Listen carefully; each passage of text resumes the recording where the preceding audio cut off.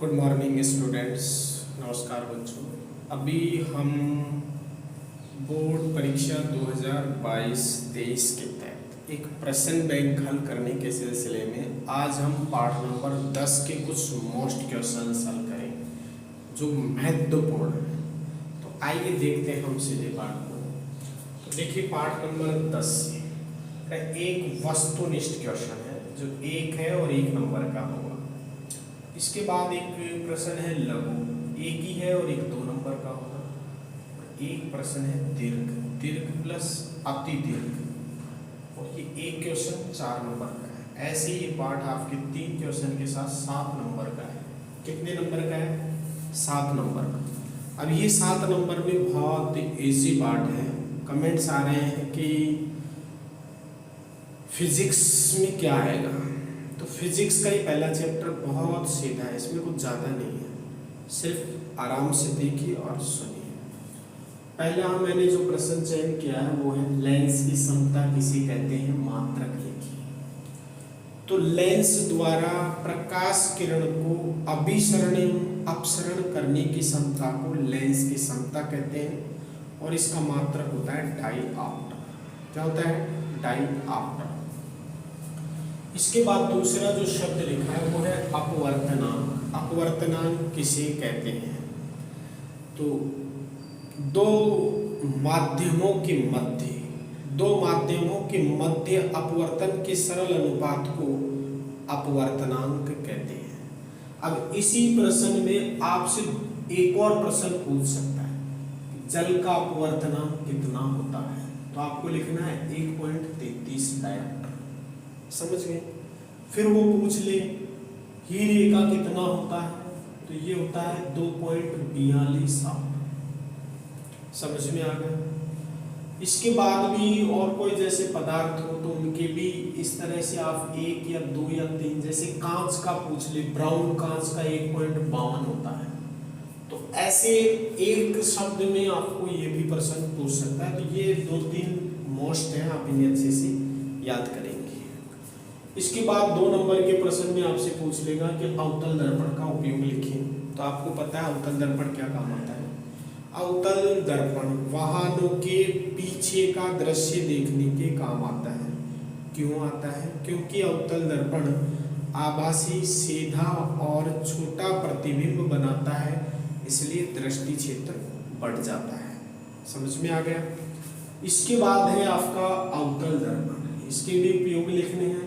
तो ये छोटे को बड़ा दिखाता है। तो दंत चिकित्सक द्वारा दांत देखने में, सौर भट्टी, सौर पैनल, इसके अलावा वाहनों के हेडलाइट या अग्रदीपों में। समझ गए होंगे? तो ये इसके कुछ उपयोग हैं, जैसे सेविंग दर्पण भी। तो आप 2-4 शब्द इसमें लिख सकते हैं। ठीक है? इसका उपयोग ऐसे भी पूछ सकता है, जैसे सौर भट्टियों में किसका उपयोग किया जाता है। तो आप ध्यान रखना, यहीं से घुमा फिरा कर 1 नंबर का क्वेश्चन निकलेगा। अगला जो टॉपिक है वो है प्रकाश परावर्तन की परिभाषा और नियम लिखिए। तो जब प्रकाश किरण किसी बिंदु, तल, पथ, समतल से टकराकर पुनः उसी दिशा में लौट जाती है, प्रकाश की घटना प्रकाश परावर्तन कहलाती है। क्या कहलाती है? प्रकाश परावर्तन। नियम क्या कहता है? जैसे ये प्रकाश परावर्तन, ये आई टकरा के चली गई, ये अभिलंब डाला, तो आपतित किरण, परावर्तित किरण और अभिलंब एक ही तल पर होते हैं। आपतन कोण सदैव परावर्तन कोण के बराबर होता है। ठीक है? इसके बाद जो अगला क्वेश्चन है 6, कौन सा दर्पण बड़ा आभासी सीधा प्रतिबिंब बनाता है? तो यहाँ आपको लिखना है अवतल दर्पण। कौन सा दर्पण? अवतल दर्पण।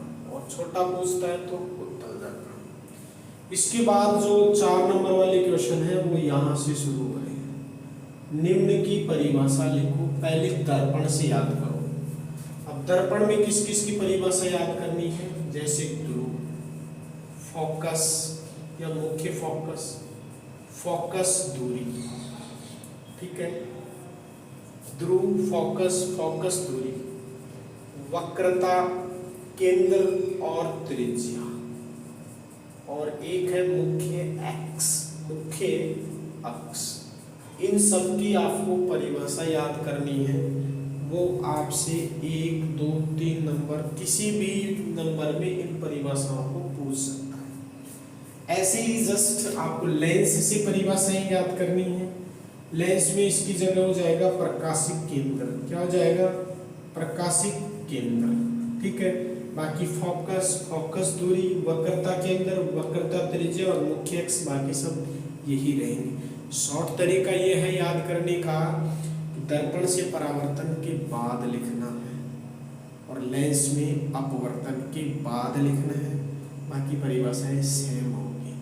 दर्पण में वही केंद्र, किसी गोलीय दर्पण वक्र पृष्ठ, गोलीय दर्पण किसी वक्र का भाग होता है, खोखली वक्र का भाग होता है और उसी का केंद्र वक्रता केंद्र है।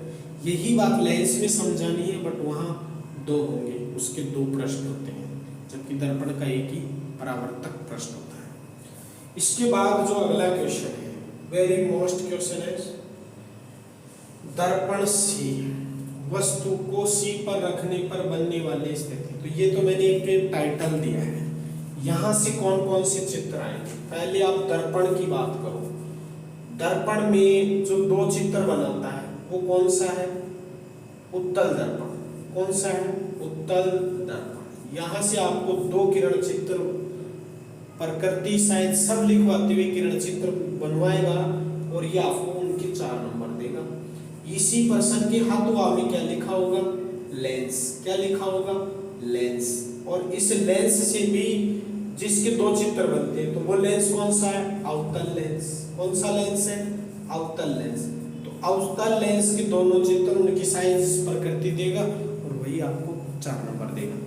या तो ये 2-2 चित्र देगा, या फिर जो 6-6 चित्र हैं उनमें से तीसरा, चौथा और लास्ट वाला, तीसरा, चौथा और लास्ट वाला किरण चित्र आपको अच्छे से बनाना आना चाहिए।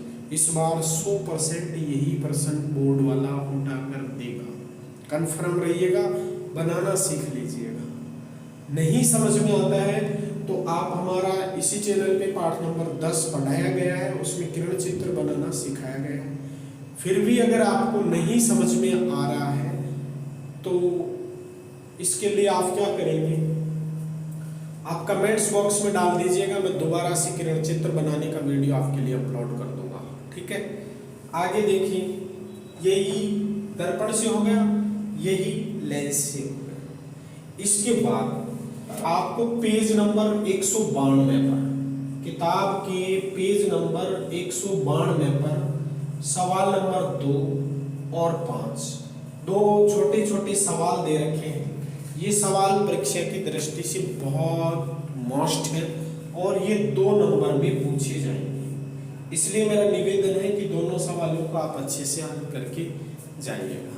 ठीक है, समझ में आ गया होगा और आपका पेपर बहुत अच्छा होगा। इसके लिए हमारी तरफ से और बजरंग कोचिंग संस्थान की ओर से आपको हार्दिक शुभकामनाएं। आपका दिन मंगलमय हो, आपका पेपर बहुत अच्छा